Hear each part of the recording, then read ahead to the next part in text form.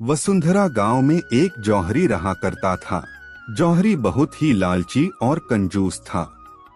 एक दिन उस गांव में मेला लगा हुआ था। मेले में मनोरंजन के कई साधन और घरेलू जीवन में उपयोग में आने वाली वस्तुओं की अनेक दुकानें थी। शाम होते ही मेले की रौनक बढ़ जाती थी। एक शाम रोज की तरह मेला सजा हुआ था। महिला, पुरुष और बच्चे सभी मेले का आनंद उठा रहे थे। दुकानों में अच्छी खासी भीड़ उमड़ी हुई थी। उन्हीं दुकानों में से एक दुकान कांच की सुंदर वस्तुओं की थी, जिसमें कांच के बर्तन और घरेलू सजावट की कई वस्तुएं बिक रही थी। अन्य दुकानों से उस दुकान में लोगों की भीड़ कुछ कम थी। जौहरी भी उस दिन मेले में घूम रहा था। घूमते घूमते जब वह उस दुकान के पास से गुजरा तो उसकी नजर एक चमकते हुए कांच के टुकड़े पर अटक गई। उसकी परखी नजर तुरंत ताड़ गई कि वह कोई साधारण कांच का टुकड़ा नहीं बल्कि बेशकीमती हीरा है। जौहरी समझ गया कि दुकानदार इस बात से अनजान है। वह दुकान में गया और उस हीरे को उठाकर दुकानदार से उसकी कीमत पूछने लगा।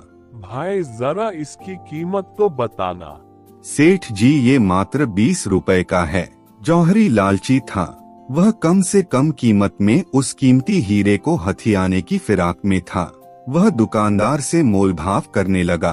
क्या 20 रुपये नहीं भाई? नहीं, इतनी कीमत तो मैं नहीं दे सकता। मैं तुम्हें इसके 14 रुपये दे सकता हूँ। 14 रुपये में तुम मुझे ये दे सकते हो तो दे दो। दुकानदार उस कीमत पर राजी नहीं हुआ। उस समय दुकान में कोई ग्राहक नहीं था। जौहरी ने सोचा कि थोड़ी देर मेले में घूम फिरकर वापस आता हूँ। हो सकता है तब तक इसका मन बदल जाए और ये 14 रुपए में मुझे ये कीमती हीरा दे दे। यह सोचकर हीरा बिना खरीदे वह वहाँ से चला गया। कुछ देर बाद जब वह पुनः उस दुकान में लौटा तो हीरे को न पाकर उसने फौरन दुकानदार से पूछा, ये क्या भाई, यहाँ जो कांच का टुकड़ा था वो यहाँ से कहाँ गया? देखो भाई, मैंने उसे 24 रुपए में बेच दिया। दुकानदार ने उत्तर दिया। जौहरी ने अपना सिर पीट लिया और ये तुमने क्या किया? तुम हो वह कोई कांच का टुकड़ा नहीं बल्कि बेशकीमती हीरा था। मात्र 24 रुपए में तुमने उसे बेच दिया। मूर्ख मैं नहीं, तुम हो। मैं तो नहीं जानता था कि वह बेशकीमती हीरा है, पर तुम तो जानते थे। फिर भी तुम मुझसे मोलभाव कर रहे थे।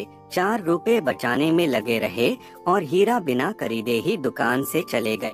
दुकानदार का उत्तर सुन जौहरी अपनी मूर्खता पर पछताने लगा और पछताते हुए खाली हाथ वापस लौट गया। फ्रेंड्स, आपको कहानी कैसी लगी? आप अपने कमेंट्स के द्वारा हमें अवश्य बताएं।